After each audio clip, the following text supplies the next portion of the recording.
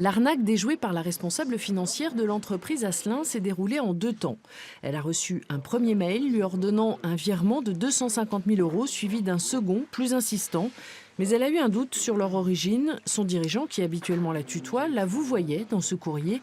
Mais François Asselin a constaté que ces cyberarnaqueurs sont bien organisés. L'insistance de ces prédateurs est telle et finalement la façon de vous observer de fonctionnement est aussi parfois extrêmement troublante, peut faire que bien on peut être tenté de commettre l'irréparable et de faire le geste qui peut évidemment rendre de grandes difficultés à l'entreprise, quoi. Dans les Deux-Sèvres, le MEDEF, la Fédération bancaire française et la police judiciaire ont signé un partenariat pour lutter contre ce type d'escroquerie.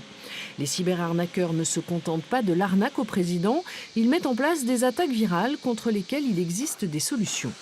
La meilleure des solutions, c'est tout simplement de vérifier que vous avez un système de sauvegarde qui fonctionne, qui est opérationnel, c'est-à-dire que les sauvegardes, il faut les faire tous les jours. Et si jamais vous êtes attaqué, bien sûr, portez plainte. Parce qu'il est important d'avoir des statistiques dans ce domaine-là. Et puis deuxièmement, si vous avez une sauvegarde qui est en ordre de marche, vous réimplantez vos fichiers. Nous, c'est ce qui s'est passé. On a eu plus de 320 000 fichiers qui ont été complètement bloqués dans l'entreprise. On ne pouvait plus fonctionner.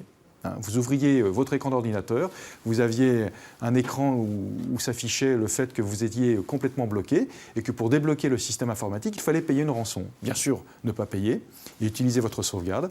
Nous, on a mis 32 heures pour réimplanter tous les fichiers de l'entreprise.